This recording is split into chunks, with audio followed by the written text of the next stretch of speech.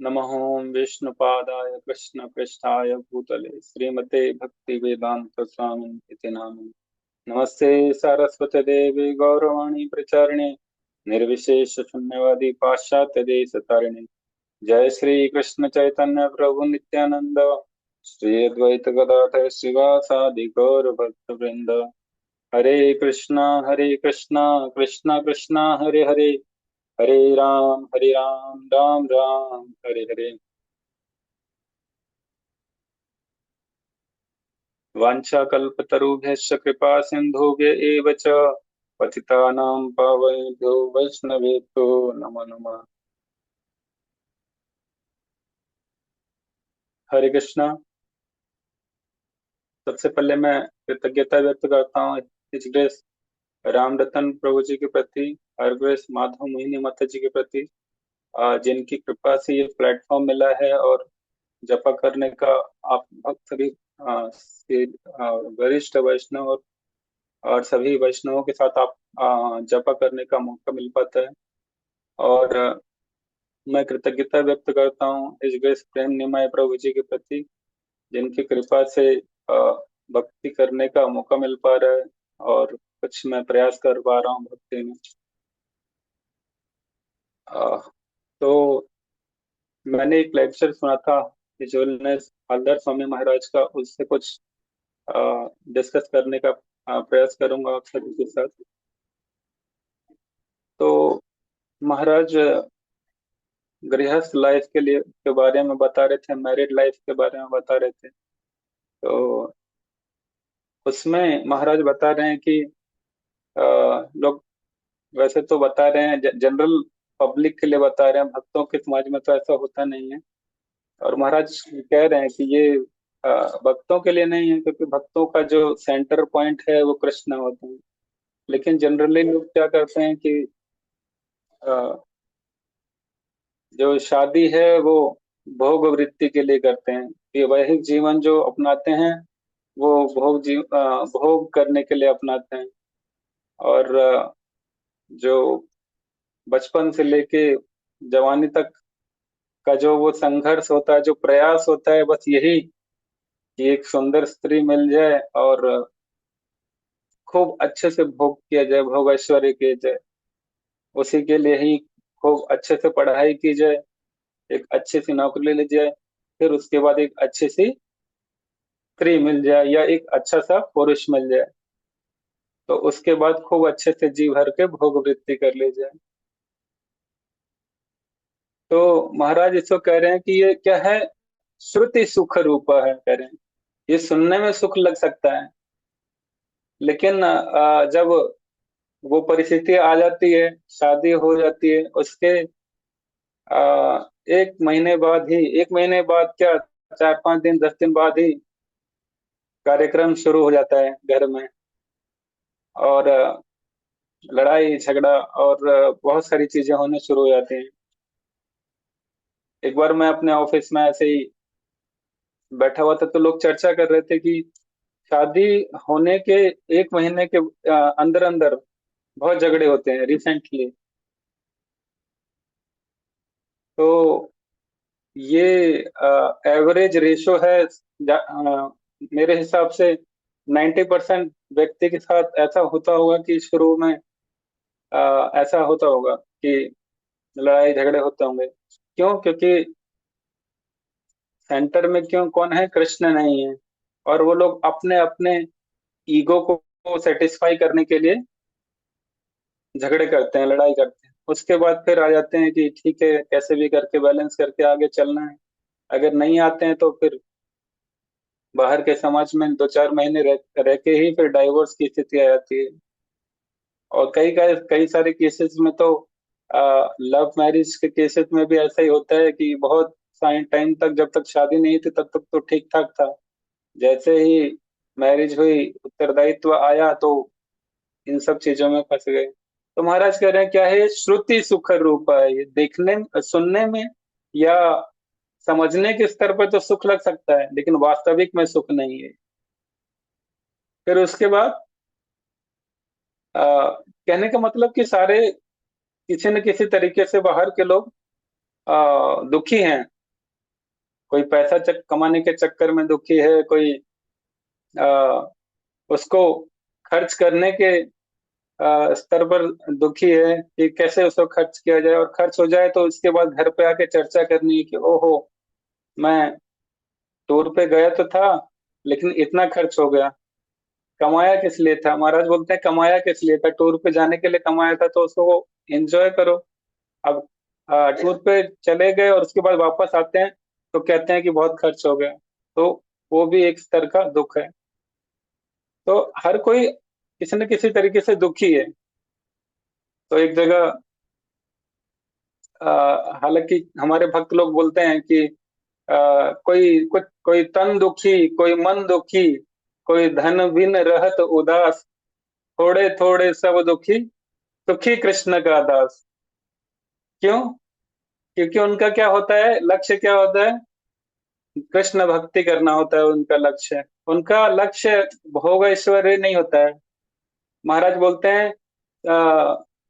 हलधर स्वामी महाराज बोलते हैं कि जो भक्त का लक्ष्य है वो होता है कि सादा जीवन उच्च विचार। वो सादा जीवन जीता है। और उच्च विचार क्या होता है? बहुत ऊंचा विचार क्या होता है? कृष्ण के पास जाना है। और सादा जीवन जीता है वो एप्पल के फोन नहीं खरीदता है, वो बड़ी बड़ी गाड़ियों में नहीं घूमता है, क्योंकि उसे पता है कि मैं इनमें फंस जाऊंगा। मैं 1 लाख 2 लाख रुपए का फोन खरीदूंगा तो फिर उससे वो अगर, क्योंकि हर वस्तु नश्वर है, मरना है किसी न किसी दिन उसको। तो जब वो खराब होगी तो उसको दुख होगा, अफसोस होगा। तो भक्त क्या है, इसीलिए सिंपल लिविंग, सादा जीवन में रहता है। और उच्च विचार रहता है कि उसे कहाँ जाना है, उसका डेस्टिनेशन क्या है। तो ये सब जो है श्रुति सुख मात्रम है। ये सब सुख सुनने में सुख लग सकता है कि हमारे पास एप्पल का फोन है और हम इसको एंजॉय करेंगे, उपभोग करेंगे, या फिर बड़ी बड़ी गाड़ियों में घूमेंगे, बड़े बड़े रेस्टोरेंट में जाएंगे और तरह तरह का खाएंगे। तो ये श्रुति सुख है, लेकिन ये वास्तव में सुख नहीं है। जैसे महाराज बता रहे हैं कि एक हिरन जो है उसको दूर से मरीचिका दिखता है, तो उसे लगता है कि वहां पानी है, और वो पानी पानी पानी पानी करता हुआ वहां पहुंचता है, लेकिन वास्तव में वहां पानी नहीं होता। तो महाराज कह रहे हैं ये दृष्टि सुखम मात्रम है। ये दृष्टि सुख है, ये देखने में सुख है, लेकिन ये वास्तव में सुख नहीं है। तो महाराज ऐसे निंदा करते हैं कि जो बाहर के लोग हैं जो शादी करते हैं वो इसीलिए करते हैं भोग वृत्ति के लिए। तो एक बार मेरे जानने वाले एक व्यक्ति मिले मुझे और बहुत फ्रस्ट्रेटेड थे। मेरे ऑफिस में ही काम करते थे। तो वो बोले कि शरद, शादी मत करना। 2014 से पहले की बात है, हालांकि ये घटना मेरे साथ भी घटी 2014 में। तो वो आ, बोले कि शरद शादी मत करना। तो मैं सोचता था उस टाइम, हालांकि उस टाइम मैं नया नया था भक्ति में, तो सोचता था कि खुद तो शादी कर ली और मुझे बोलते हैं शादी नहीं करना। हाँ। तो आए दिन वो बहुत फ्रस्ट्रेटेड था। हरियाणा का एक व्यक्ति था, वो लड़का ही था अभी। तो वो बोलता था कि शादी नहीं करना शरद, फंस जाओगे। हैं, मैं भी फंस गया बिना फालतू में, ये टेंशन वो टेंशन। मैं सोचता था कि पता नहीं क्यों इतना परेशान रहते हैं। तो जब शादी हो गई तो फिर पता चला कि कोई रिस्पॉन्सिबिलिटी नहीं लेना चाहता शादी के बाद, और सोचते हैं कि अभी भी हम बैचलर की तरह जी लें और बहुत इंजॉय कर लें, और फिर जब बाउंडेशंस लगती हैं पीछे से तो फिर हम फ्रस्ट्रेटेड हो जाते हैं।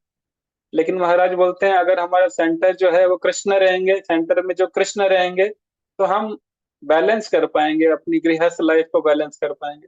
तो बहुत जरूरी है इन श्रुति सुख मात्रम और दृष्टि सुख मात्रम से निकल के कृष्ण सुख मात्रम पे आना, कि कृष्ण ही सुख देंगे हमें, उस वाले स्तर पे आना चाहिए। एक और इंसिडेंट बता रहे हैं महाराज अपने अपने उस लेक्चर में कि एक बार महाराज रेलवे स्टेशन की पे ट्रेन का वेट कर रहे थे, तो उन्होंने एक व्यक्ति के टी शर्ट पे, बनियान पे लिखा हुआ देखा, क्या, कि लव फॉर ऑल और हार्ट फॉर नन,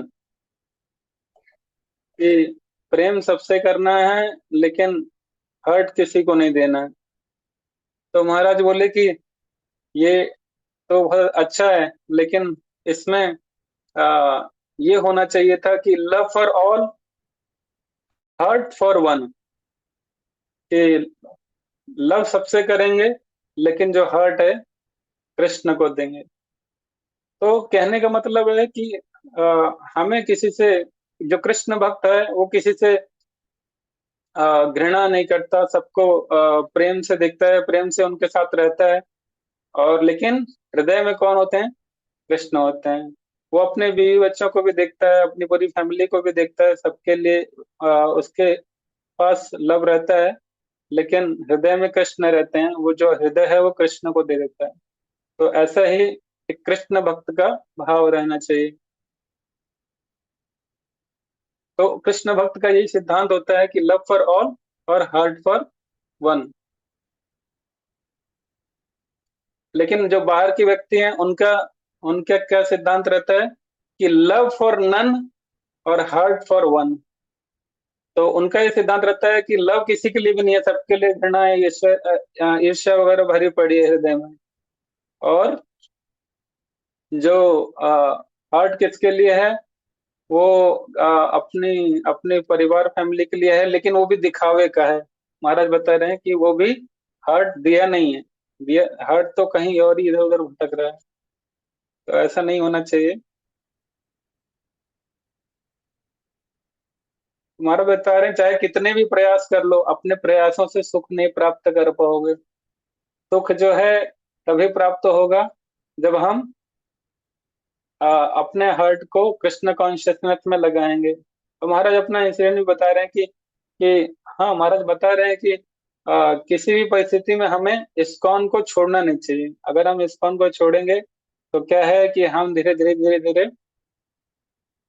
पतन की ओर जाएंगे, और हमारा जो कृष्ण प्रेम जो सुप्त अवस्था में था, जागृत अवस्था में धीरे धीरे आ रहा है, वो वापस उसी स्थिति में चला जाएगा।